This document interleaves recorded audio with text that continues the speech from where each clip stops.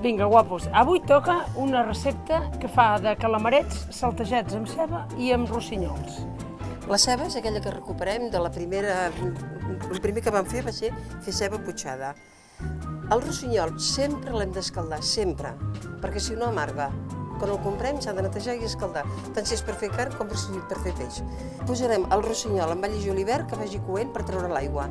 Fem l'altra paella, el calamàs, que també tregui l'aigua. I després hi posarem la ceba i ho ajuntarem tot i quedarà un plat exquisit. Comencem amb els olis. És que per més que vulguin, sempre el bolet deixa aigua, per això és bo ben rostit. Ben rostit i que el salpebreu molt bé perquè a vegades és una mica tonto. Ara, per fer aquest plat, ja podem aprofitar aquella ceba que diem que tenim de fons d'armari, perquè si haguéssim de fer la ceba, llavors és molt llarg. També ho podríem fer això barrejat amb mongetes del ganxet en vez de rossinyols. Es pot fer tot. Veus com fa l'aigua? Aquesta aigua que treu hem de procurar que això s'ho beguin tot.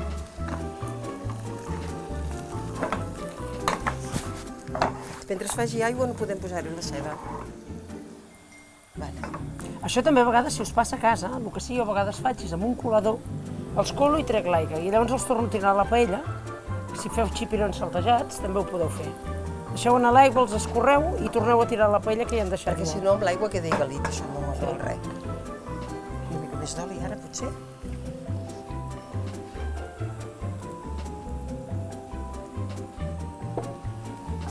Els rossinyols ja estan. Sí, els hauràs de reservar perquè... Els hem de reservar perquè ja estan. Això hem d'esperar una mica que es faci. De vegades em diuen per què no escric un llibre, però és que escriure el punt costa molt, perquè, per exemple, quin és el punt? Doncs el punt d'aquest calamàs és quan ja no tingui líquid, quan només quedi oli. Llavors és quan el flamegem, acceptarà tot el conyac i quedarà bé. Mentre tingui aigua, no té el punt. I jo això no sé com explicar-ho per escrit. Ara sí que està fent el xup-xup aquest perquè vagi reduint. Ara ja va tinguent l'oli. Tota aquesta salseta que va quedant ja es va quedant, va marxant l'oli, veu que va quedant més espesseta. Ara ja hi puc tirar el conyac. Sí, ja pots flamejar.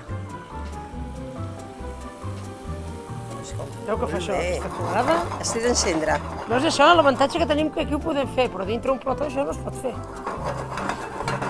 Ara hi hauries de posar la ceba. 2 o 3 cullerades. Sí que n'hi hagi, perquè bastant de calamàs, Molt bé. Una miqueta més, va. No siguis escassa. Ben barrejat. Bueno, ara això, doncs, ja hem fet que fes el seu xup-xup, ha agafat aquest color doradet, l'únic que hi farem és rectificarem una mica de sal i de pebre, que ho podeu provar a veure pel gust que tingueu, vosaltres. I llavors aquí només ens queda afegir-li els rossinyols. Els teníem aquí reservats, però té un color això molt maco.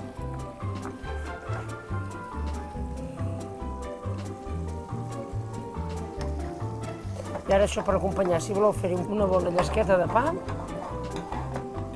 i passem el plat també.